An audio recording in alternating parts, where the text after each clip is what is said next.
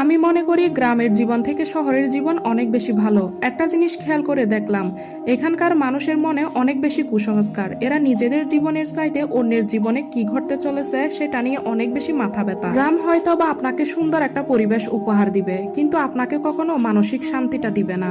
এখানকার মহিলারা পরনিন্দা নিয়ে অনেক বেশি ব্যস্ত থাকে। কার হাড়িতে কি রান্না হচ্ছে এগুলাও তারা খেয়াল করতে ভুলে যায় না। আপনি কত টাকা ইনকাম করছেন অথবা আপনার স্বামী কত টাকা ইনকাম করছে, আপনাদের সংসারে কি নিয়ে ঝামেলা চলছে এগুলা নিয়েও আপনাদের থেকে ওনাদের মাথা ব্যথা বেশি থাকবে।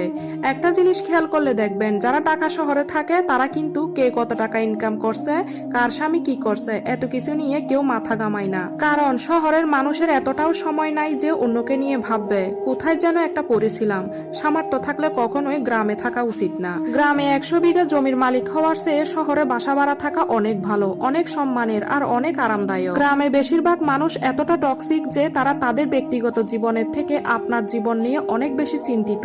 আপনার চুল বড় কেন, আপনি বুরকা পরেন না কেন, আপনার মেয়ে অনার্সে পড়ে তাকে এখনো বিয়ে দেন না কেন, 25 পেরিয়ে গেল আপনার ছেলে এখনো চাকরি পেল না কেন, আপনার বন্ধু বিদেশে গিয়ে লাখ লাখ টাকা ইনকাম করছে আর আপনি পড়াশোনা করছেন।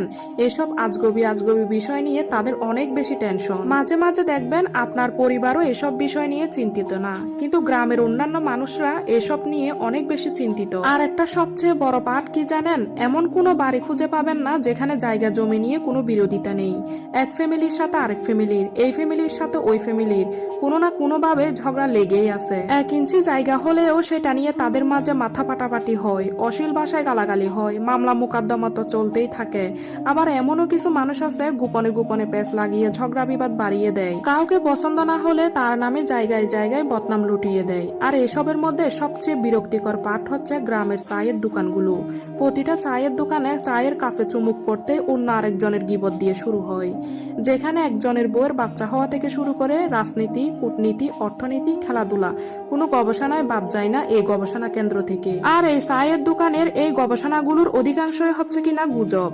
সবার মাঝখানে আবার গ্রামে আপনার কিছু শুভাকাঙ্ক্ষীও থাকবে, আপনাকে বুঝতে চাবে, আপনাকে বোঝার চেষ্টা করবে। আর এই শুভাকাঙ্ক্ষী মানুষগুলো তারা অন্যের ব্যক্তিগত জীবন নিয়ে কখনোই অত বেশি মাথা ঘামাবে না। এক কথায় তারা মাথায় ঘামাবে না, কারণ তারা বুঝে যে কারো ব্যক্তিগত লাইফে হস্তক্ষেপ করা যায় না।